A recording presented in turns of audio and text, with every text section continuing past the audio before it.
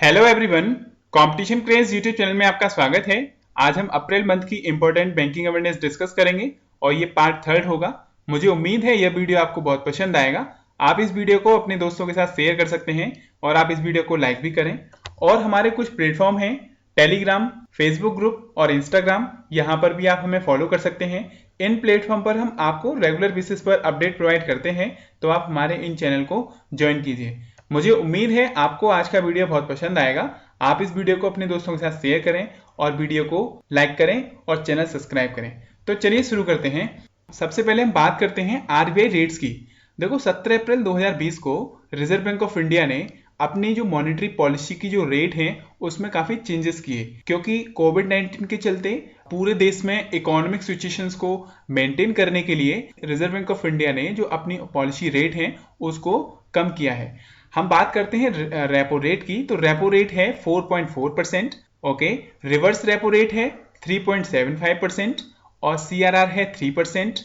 SLR यानी statutory liquidity ratio ये है 18%। मार्जिनल स्टैंडिंग फैसिलिटी यानी कि एमएसएफ ये है 4.65% और बैंक रेट है 4.65%। तो आपको याद रखना है, रिजर्व बैंक ऑफ इंडिया ने पॉलिसी रेट में चेंज किया है।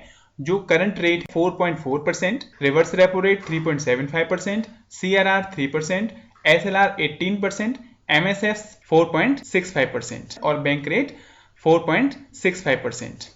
अब बात करते हैं हम आरबीआई की। तो आरबीआई का एस्टेब्लिशमेंट हुआ था 1 अप्रैल 1935 में और ये आरबीआई एक्ट 1934 के अंतर्गत इसको एस्टेब्लिशमेंट किया गया था और इसका हेडक्वार्टर है मुंबई, महाराष्ट्र में, ओके। और इसके गवर्नर हैं श्री शक्तिकांत दास, जो 25वें नंबर के गवर्नर हैं। और हम बात करें डिप्टी गवर्नर की, तो डिप्टी गवर्नर हैं बीपी कनंगू, महेश कुमार जैन, माइकल देवव्रत पात्रा और जो चौथे डिप्टी गवर्नर हैं ये पोस्ट अभी खाली है। पहला क्वेश्चन है, name the bank which has partnership with BSNL to launch Bharat InstaPay a UPI based payment platform. यानी किस बैंक ने बीएसएनएल के साथ एक पार्टनरशिप की है जिसमें उन्होंने मिलकर इंस्टापे एक यूपीआई प्लेटफॉर्म है उसको लॉन्च किया है। तो ये किया है एसबीआई के साथ। देखो स्टेट बैंक ऑफ इंडिया ने बीएसएनएल के साथ एक पार्टनरशिप की है जिसमें उन्होंने मिलकर एक इंस्टापे यूपीआई बेस्ड पेमेंट प्लेटफॉर्म को लॉन्च किया है, जिसके माध्यम से बीएसएनएल यूजर्स हैं वह अपने प्रीपेड और पोस्टपेड जो रिचार्ज हैं यूपीआई प्लेटफॉर्म के माध्यम से इंस्टेंटली अपना रिचार्ज कर सकते हैं। तो आपको याद रखना है, स्टेट बैंक ऑफ इंडिया ने बीएसएनएल के साथ एक पार्टनरशिप की है जिसमें उन्होंने मिलकर इंस्टापे एक यूपीआई मतलब unified payment interface payment platform को लॉन्च किया है। देखो यूपीआई एक प्लेटफॉर्म है, इसके माध्यम से फंड को इंस्टेंटली ट्रांसफर किया जाता है, ओके। और यूपीआई ये जो प्लेटफॉर्म है ये एनपीसीआई के माध्यम से इसको डेवलप किया गया, यानी कि national payment corporation of India का एक प्लेटफॉर्म है जिसको हम यूपीआई कहते हैं। तो आपको याद रखना है, बीएसएनएल और एसबीआई ने मिलकर इंस्टापे को लॉन्च किया है। अब बात करते हैं हम बीएसएनएल की। तो बीएसएनएल का हेडक्वार्टर है न्यू दिल्ली में और इसके चेयरमैन एंड मैनेजिंग डायरेक्टर हैं प्रवीण कुमार पुरवार। अगला क्वेश्चन है, which among the following state government has recommended the implementation of helicopter money. यानी निम्न में से किस स्टेट ने हेलीकॉप्टर मनी को इम्प्लीमेंट करने के लिए रिकमेंडेशन दिया है? तो ये दिया है तेलंगाना ने। देखो तेलंगाना गवर्नमेंट ने हेलीकॉप्टर मनी को इम्प्लीमेंट करने के लिए रिजर्व बैंक ऑफ इंडिया को रिकमेंडेशन दिया है। देखिए हम बात करते हैं, कोविड-19 के चलते पूरे देश में फाइनेंशियल क्राइसिस बनी हुई है, तो उसको देखते हुए रिजर्व बैंक ऑफ इंडिया से तेलंगाना गवर्नमेंट ने एक रिकमेंडेशन दी है कि वह हेलीकॉप्टर मनी को एक क्वांटिटेटिव ईजिंग पॉलिसी के माध्यम से इम्प्लीमेंट करें, क्योंकि कोविड-19 की वजह से जो फाइनेंशियल क्राइसिस आया है उससे ओवरकम किया जा सके। अब हम बात करते हैं हेलीकॉप्टर मनी की। देखो हेलीकॉप्टर मनी एक अमेरिकन इकोनॉमिस्ट हैं जिनका नाम फ्राइडमैन।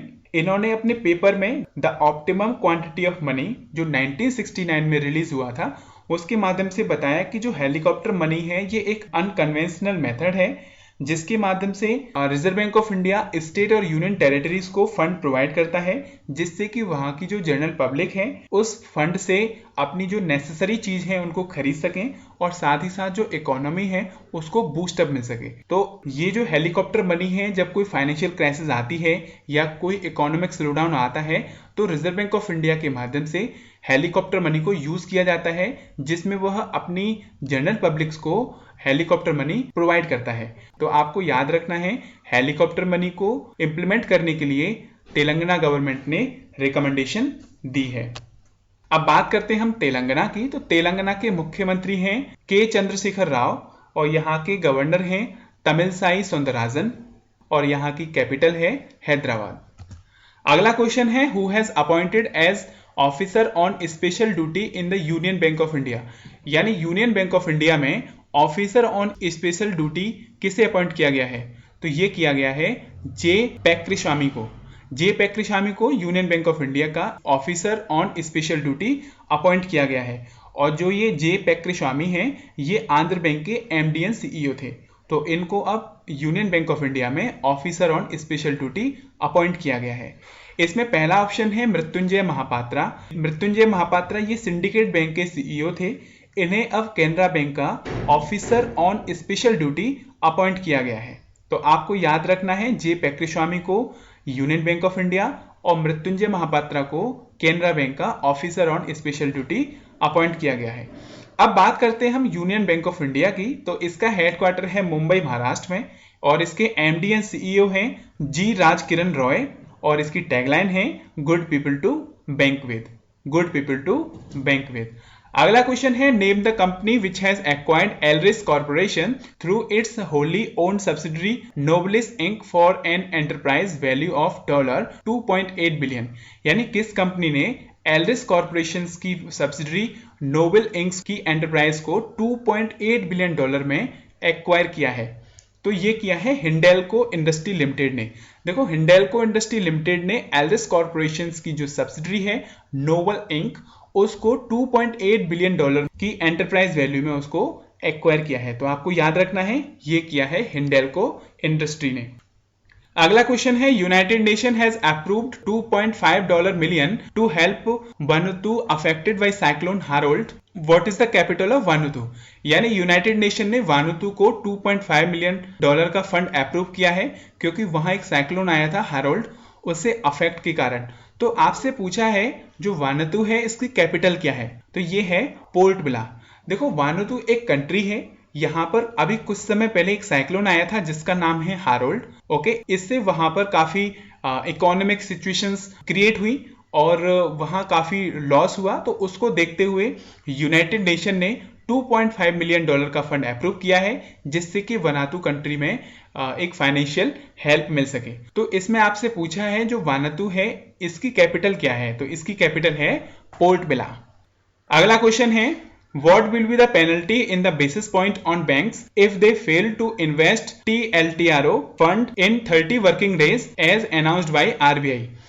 देखो, रिजर्व बैंक ऑफ इंडिया ने अभी targeted long term repo operations को लॉन्च किया। इसमें बताया कि यदि कोई बैंक इसमें 30 वर्किंग डेज के अंतर्गत इन्वेस्ट नहीं करता है या 30 डेज के अंतर्गत इन्वेस्ट नहीं करने के कारण यदि वो फेल होता है तो उस पर कितनी पेनल्टी इंपोज की जाएगी? तो ये की जाएगी 200 बेसिस पॉइंट।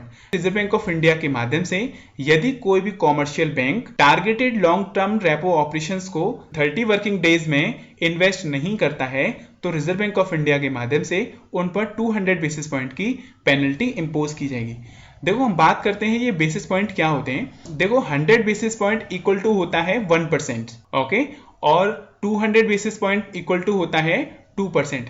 यदि कोई commercial bank reserve Bank of India के माध्यम से जो LTRO है यानी जो targeted long term repo operation है, इसमें यदि वह कॉर्पोरेट बॉन्ड्स या सिक्योरिटीज में फंड को 30 डेज के अंतर्गत रेपो रेट पर इन्वेस्ट नहीं करते हैं तो reserve Bank of India repo rate से एडिशनल 2% का यानी कि करीब 200 बेसिस पॉइंट का पेनल्टी के रूप में इंपोज करेगा।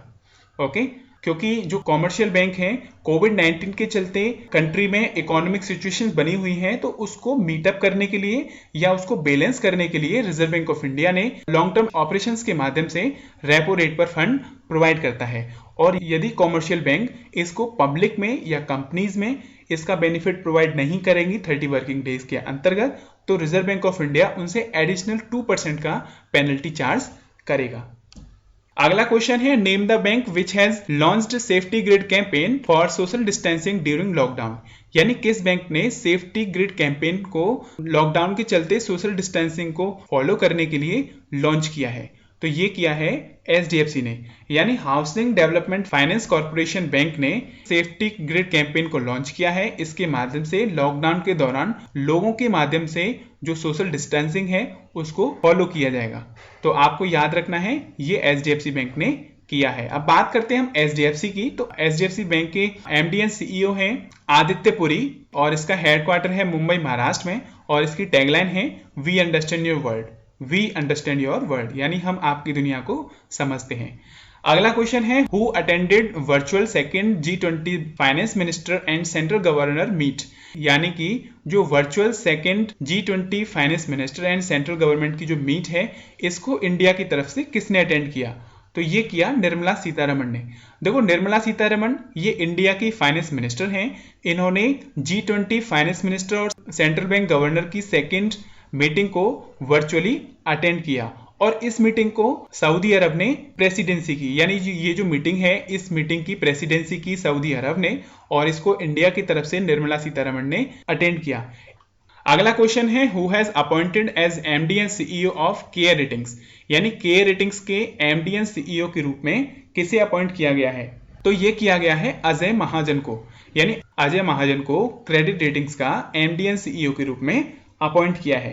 देखो अभी केयर रेटिंग्स ने अभी हाल ही में इंडिया की GDP ग्रोथ फिस्कल ईयर 20 और 21 के लिए जो प्रेडिक्ट की है वह 1.1% से 1.2% प्रेडिक्ट की है फिस्कल ईयर 2020 और 21 के लिए। ओके, और फिस्कल ईयर 2021 के लिए 1.4% इन्होंने प्रेडिक्ट की है। तो आपको याद रखना है MD एंड CEO हैं केयर रेटिंग्स के अजय महाजन। अगला क्वेश्चन है name the company which has acquired 100% stake in IL and FS wind power service limited for ₹6.05 crore, यानी IL and FS wind power service limited के 100% शेयर 6 करोड़ 5 लाख में एक्वायर किया है। ये किया है ऑरिक्स कॉर्पोरेशन ने। देखो ऑरिक्स कॉर्पोरेशन ने IL and FS wind power service limited के 100% शेयर को 6 करोड़ 5 लाख रुपीस में एक्वायर किया है। अगला क्वेश्चन है who has appointed as MD and CEO of Paytm general insurance, यानी पेटीएम जनरल इंश्योरेंस के MD एंड CEO किसे अपॉइंट किया गया है? तो ये किया गया है विनीत अरोरा को, यानी विनीत अरोरा को पेटीएम जनरल इंश्योरेंस का MD एंड CEO के रूप में अपॉइंट किया गया है। इसमें सेकंड ऑप्शन है विजय शेखर शर्मा। विजय शेखर शर्मा ये पेटीएम के फाउंडर हैं और थर्ड ऑप्शन है अजय त्यागी। अजय त्यागी ये securities exchange board of India यानी सेबी के चेयरमैन हैं। ओके, और लास्ट ऑप्शन है रजनीश कुमार। रजनीश कुमार ये इंडियन बैंक एसोसिएशन और स्टेट बैंक ऑफ इंडिया के चेयरमैन है। तो आपको याद रखना है पेटीएम जनरल इंश्योरेंस के MD एंड CEO के रूप में विनीत अरोरा को अपॉइंट किया गया है। अगला क्वेश्चन है who has appointed as chief risk officer of Lakshmi Vilas bank, यानी लक्ष्मी विलास बैंक के चीफ रिस्क ऑफिसर के रूप में किसे अपॉइंट किया गया है? तो ये किया गया है S विद्यानाथन को। S विद्यानाथन को लक्ष्मी विलास बैंक का चीफ रिस्क ऑफिसर के रूप में अपॉइंट किया गया है। इसमें पहला ऑप्शन है मृत्युंजय महापात्रा।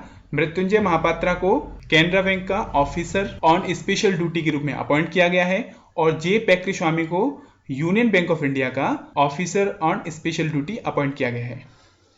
अगला क्वेश्चन है which of the following insurance company became the first life insurance company in India to announce additional benefits for its policy holder and agent so as to support them during the novel corona virus pandemic, यानी निम्न में से किस insurance company ने, जो एक पहली life insurance company है इंडिया की, इसने अपने पॉलिसी होल्डर और अपने एजेंट्स को कोरोना वायरस पेंडेमिक डिसीज के चलते एडिशनल बेनिफिट्स प्रोवाइड किए हैं? तो ये किए हैं Tata AIA life insurance company ने।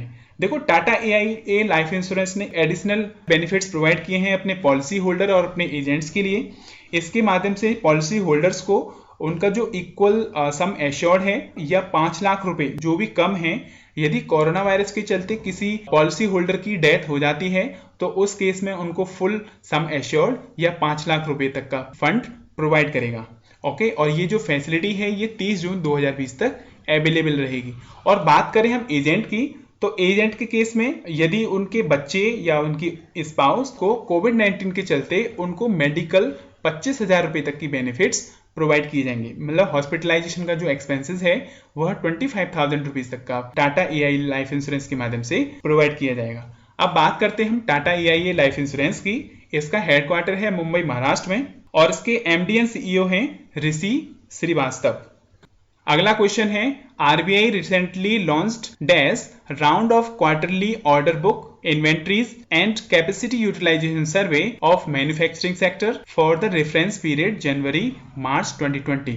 देखो, रिजर्व बैंक ऑफ इंडिया ने हाल ही में ओबिकस यानी कि order book inventories and capacity utilisation survey को क्वार्टरली ये कंडक्ट करता है, जिसमें मैन्युफैक्चरिंग सेक्टर, सर्विस सेक्टर और एग्रीकल्चर सेक्टर को इसमें इंक्लूड किया जाता है। तो इसकी जनवरी से मार्च 2020 के लिए इसकी रिपोर्ट जारी की। तो आपसे पूछा है ये जो सर्वे है ये कौन सा सर्वे रिजर्व बैंक ऑफ इंडिया ने कंडक्ट किया, तो ये किया 49वां ये रिजर्व बैंक ऑफ इंडिया ने ओबिकस सर्वे शुरू किया।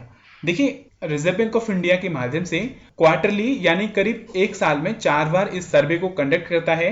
इसके अंतर्गत करीब 704 मैन्युफैक्चरिंग कंपनी को इंक्लूड किया जाता है और साथ ही साथ सर्विस सेक्टर और एग्रीकल्चर सेक्टर को इसमें इंक्लूड किया जाता है।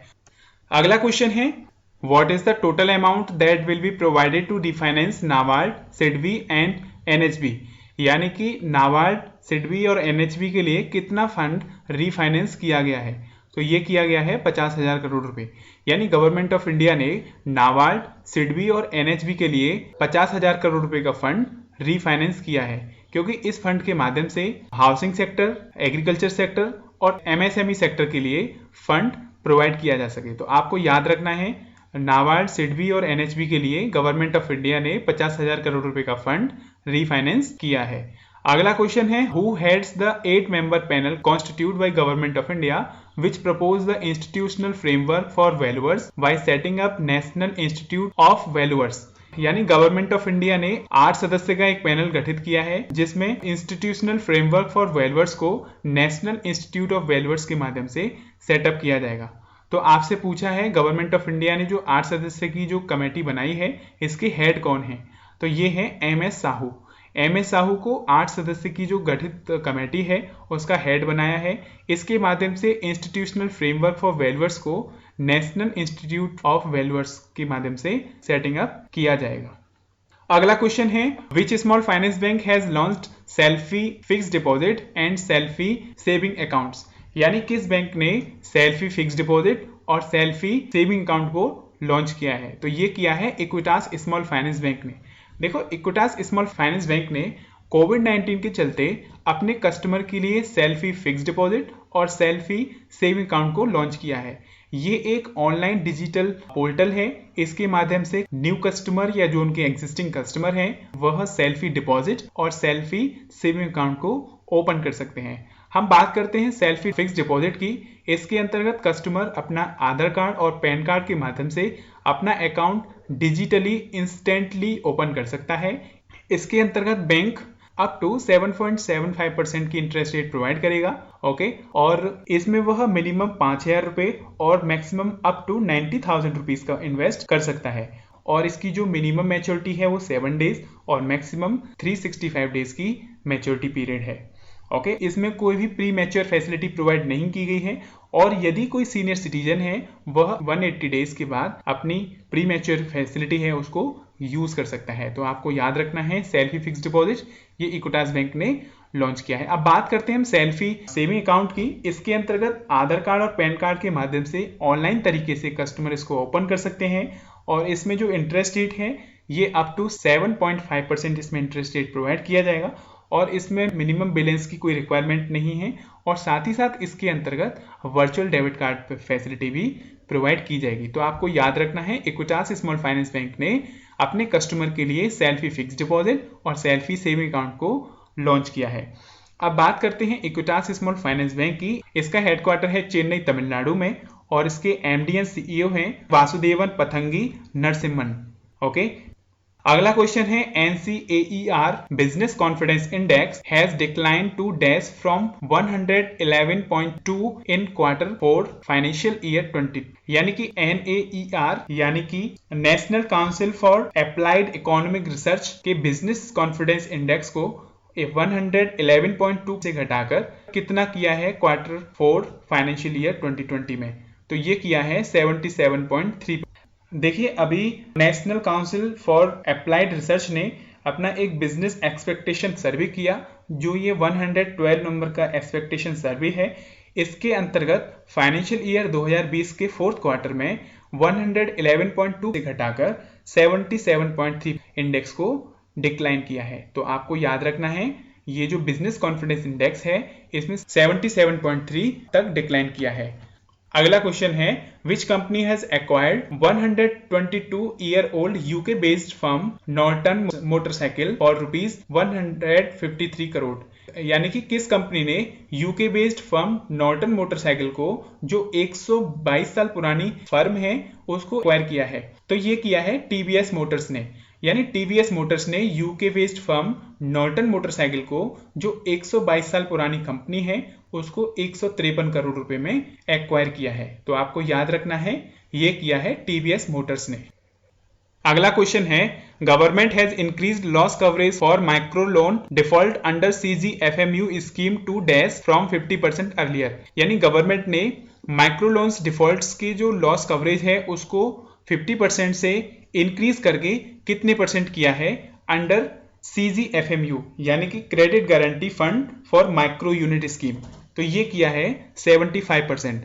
देखो, गवर्नमेंट ऑफ इंडिया के मिनिस्ट्री ऑफ फाइनेंस ने credit guarantee fund for micro unit scheme के अंतर्गत जो माइक्रो लोन्स है उसके लॉस कवरेज को 50% से बढ़ाकर 75% किया है। यानी इसका मेन ऑब्जेक्टिव है कोविड-19 के चलते जो MSME सेक्टर है उसका जो लॉस कवरेज है उसको इंक्रीज किया जाए।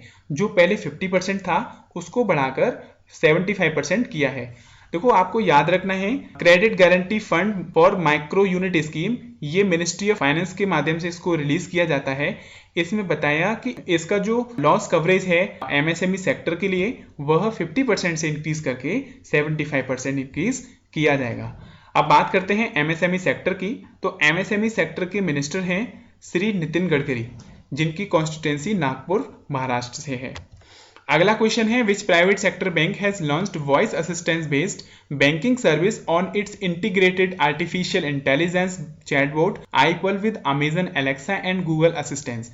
यानी किस प्राइवेट सेक्टर की बैंक ने एक वॉइस असिस्टेंस बैंकिंग सर्विस को लॉन्च किया है? इसके माध्यम से आर्टिफिशियल इंटेलिजेंस अमेजन एलेक्सा और गूगल असिस्टेंस के माध्यम से बैंकिंग सर्विस को यूज किया जाएगा। तो ये किया है ICICI बैंक ने। यानी industrial credit investment corporation of India bank ने, ये एक प्राइवेट सेक्टर बैंक है, इसने अमेजन एलेक्सा और गूगल असिस्टेंस के माध्यम से इंटीग्रेटेड आर्टिफिशियल इंटेलिजेंस की हेल्प से बैंकिंग सर्विस को वॉइस के माध्यम से इनेबल किया है। यानी कि कोई भी ICICI कस्टमर इस चैटबॉट के माध्यम से बोलकर अपनी बैंकिंग सर्विस का बेनिफिट ले सकते हैं। इसके अंतर्गत वह अपना बैंक बैलेंस चेक कर सकते हैं, साथ ही साथ बैंक स्टेटमेंट और बैंकिंग की जो बेसिक सर्विस हैं उसको बोलकर उसका यूज कर सकते हैं। तो आपको याद रखना है, ICICI बैंक ने एक चैटबॉट लॉन्च किया है जो voice enable assistance based chatbot है, जिसमें वह अमेजन एलेक्सा और गूगल असिस्टेंस की हेल्प से इस बैंकिंग सर्विस को यूज कर सकते हैं। अब बात करते हैं ICICI बैंक की। तो ICICI बैंक का है हेडक्वार्टर मुंबई महाराष्ट्र में और इसकी टैगलाइन है, हम है ना या ख्याल आपका। हम है ना या ख्याल आपका। अगला क्वेश्चन है, recently RBI has cancelled the licence of which cooperative bank as it does not have adequate capital and earning prospects. यानी अभी हाल ही में रिजर्व बैंक ऑफ इंडिया ने किस कोऑपरेटिव बैंक का लाइसेंस कैंसिल किया है? क्योंकि उन्होंने कैपिटल एडुकेसी रेशियो और अर्निंग प्रोस्पेक्टस को फॉलो नहीं किया। तो ये किया है मपूसा अर्बन कोऑपरेटिव बैंक। देखो, मपूसा अर्बन कोऑपरेटिव बैंक ये गोवा बेस्ड कोऑपरेटिव बैंक है। इसका अभी हाल ही में रिजर्व बैंक ऑफ इंडिया ने लाइसेंस कैंसिल किया है, क्योंकि इन्होंने कैपिटल एडुकेसी रेशियो और जो उनके अर्निंग प्रोस्पेक्ट्स हैं उसको उन्होंने RBI की गाइडलाइंस के माध्यम से फॉलो नहीं किया। तो इसके चलते रिजर्व बैंक ऑफ इंडिया ने मपूसा अर्बन कोऑपरेटिव बैंक का लाइसेंस कैंसिल किया है। अगला क्वेश्चन है, which company has launched plasma bot to encourage कोविड-19 recovered patient to donate plasma to help cure patient. यानी किस कंपनी ने प्लाज्मा बोट को लॉन्च किया है? इसके माध्यम से जो पेशेंट कोविड-19 से रिकवर हुए हैं वह पेशेंट्स को क्योर करने के लिए प्लाज्मा को डोनेट करें। ये किस कंपनी ने प्लाज्मा बोट को लॉन्च किया है? तो ये किया है माइक्रोसॉफ्ट ने। देखो, माइक्रोसॉफ्ट एक टेक कंपनी है। इसने अभी हाल ही में एक प्लाज्मा बोट को लॉन्च किया।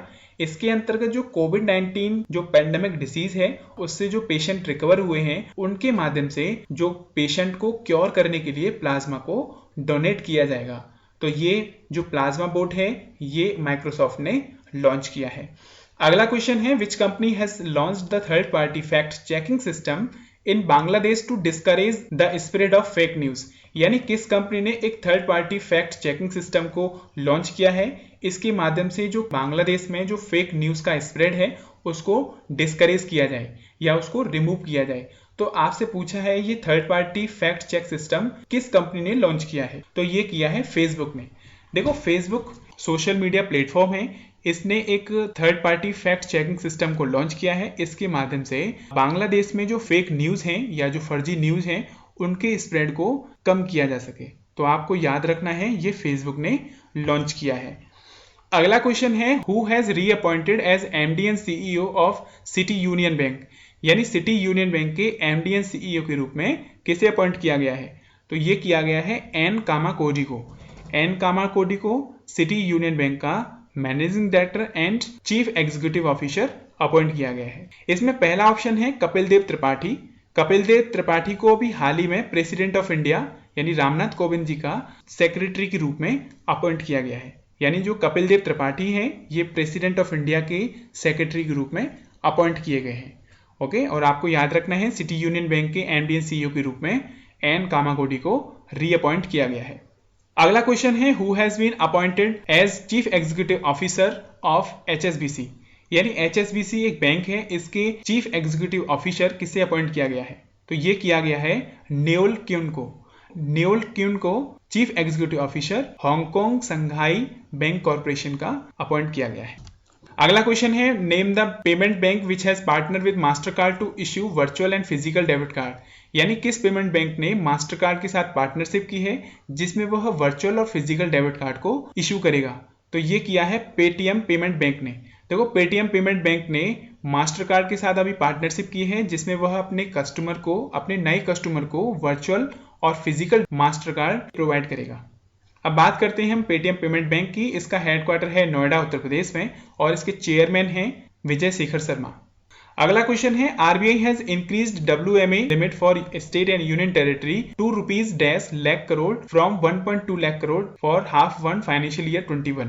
यानी रिजर्व बैंक ऑफ इंडिया ने वे एंड मीन लिमिट्स को स्टेट और यूनियन टेरिटरीज के लिए 1.2 लाख करोड़ रुपए से बढ़ाकर कितना किया है फाइनेंशियल ईयर 21 के हाफ फर्स्ट में, तो ये किया है 2 लाख करोड़ रुपीस। देखो हम बात करते हैं डब्ल्यूएमए की यानी वे एंड मीन एडवांस। ये एक फंड है, ये reserve Bank of India union territory और स्टेट गवर्नमेंट को प्रोवाइड करता है। इसके माध्यम से जो स्टेट और यूनियन टेरिटरी के जो मिसमैच होते हैं ओके, तो उसको मिसमैच को मीट आउट करने के लिए रिजर्व बैंक ऑफ इंडिया के माध्यम से शॉर्ट टर्म के लिए डब्ल्यूएमए के माध्यम से फंड रिलीज किया जाता है। जो डब्ल्यूएमए की लिमिट है 1.2 लाख करोड़ रुपए से बढ़ाकर 2 लाख करोड़ रुपए की है हाफ फर्स्ट फाइनेंशियल ईयर 21 के लिए। तो आपको याद रखना है ये जो लिमिट है बढ़ाकर 2 लाख करोड़ रुपए किया है। अगला क्वेश्चन है what is the India's ranking on global press freedom index 2020। यानी कि अभी हाल ही में ग्लोबल प्रेस फ्रीडम इंडेक्स 2020 जारी किया गया। इसमें भारत की रैंक 142वीं है ओके, और इसमें पहली रैंक है नॉर्वे की, सेकंड है फिनलैंड की और थर्ड है डेनमार्क की, और इंडिया की है 142 और सबसे लास्ट पर है 180 नंबर पर नॉर्थ कोरिया। यानी नॉर्थ कोरिया सबसे पीछे है। जो ग्लोबल प्रेस फ्रीडम इंडेक्स है इसमें भारत की रैंक 142 और पहले नंबर पर है नॉर्वे और सबसे लास्ट पर है नॉर्थ कोरिया। तो आपसे क्वेश्चन है 3 मई को वर्ल्ड प्रेस फ्रीडम डे मनाया जाता है ओके, हर वर्ष 3 मई को वर्ल्ड प्रेस फ्रीडम डे मनाया जाता है। तो आपको बताना है वर्ष 2020 के लिए वर्ल्ड प्रेस फ्रीडम डे की थीम क्या है, आप कमेंट करके बताइए। अगला क्वेश्चन है Facebook has bought a 9.99% stake in the telecom unit of Reliance Industries limited Reliance Jio for dash और ₹43,574 करोड़। यानी फेसबुक ने जो रिलायंस इंडस्ट्री की सब्सिडरी कंपनी है रिलायंस जियो, इसमें 9.99% का स्टेक एक्वायर किया है जो 43,574 की डील है। तो आपसे पूछा है ये कितने डॉलर में इसकी डील हुई है, तो ये हुई है $5.7 बिलियन। यानी फेसबुक ने अभी रिलायंस इंडस्ट्री की सब्सिडरी कंपनी रिलायंस जियो में 9.99% यानी करीब 10% का जो स्टेक है ये $5.7 बिलियन यानी 43,574 करोड़ रुपीस में एक्वायर किया है। अगला क्वेश्चन है, which bank has launched special liquidity scheme to support micro small and medium enterprises due to lockdown. यानी किस बैंक ने लॉकडाउन के चलते स्पेशल लिक्विडिटी स्कीम को लॉन्च किया है जिसके अंतर्गत एमएसएमई सेक्टर को बूस्टअप किया जा सके। तो ये किया है सिडबी ने। देखो, small industries development bank of India ने एक स्कीम लॉन्च की है जिसका नाम है स्पेशल लिक्विडिटी स्कीम। इसके माध्यम से लॉकडाउन के चलते एमएसएमई यानी micro small and medium enterprises को बूस्टअप मिल सके। तो आपको याद रखना है स्पेशल लिक्विडिटी स्कीम ये सिडबी ने एमएसएमई के लिए लॉन्च की है। अगला क्वेश्चन है, Fitch ratings reduce India's national GDP growth estimate for financial year 21 to dash from 2%।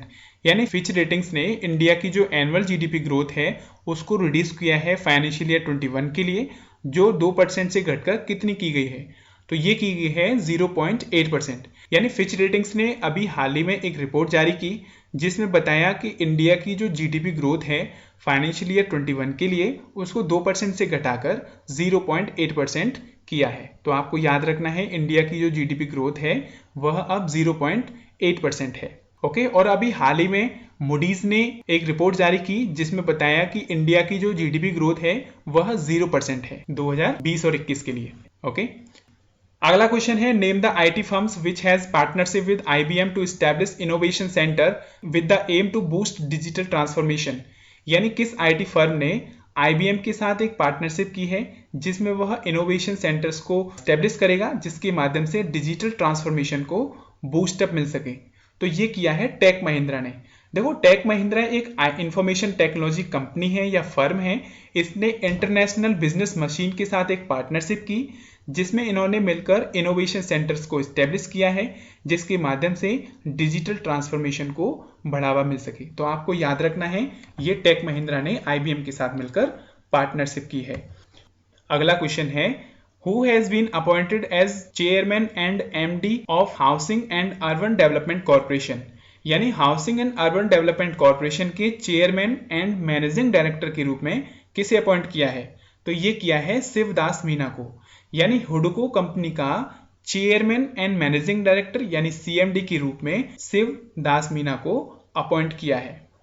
तो फ्रेंड्स, यही थे कुछ इंपॉर्टेंट बैंकिंग अवेयरनेस क्वेश्चंस अप्रैल 2020 के। मुझे उम्मीद है यह वीडियो आपको बहुत पसंद आया होगा। आप इस वीडियो को अपने दोस्तों के साथ शेयर कर सकते हैं और हमने इस वीडियो का पीडीएफ लिंक आपको टेलीग्राम चैनल पर प्रोवाइड किया है, वहां से आप इस पीडीएफ को डाउनलोड कर सकते हैं। मुझे उम्मीद है यह वीडियो आपको बहुत पसंद आया होगा। आप इस वीडियो को लाइक करें और चैनल को सब्सक्राइब करें, और हाँ, चैनल को सब्सक्राइब करते समय बेल आइकॉन को प्रेस करना ना भूलें। तो मुझे उम्मीद है यह वीडियो आपको बहुत पसंद आया होगा। आप इस वीडियो को लाइक करें, कमेंट करें। Thank you friend, have a nice day.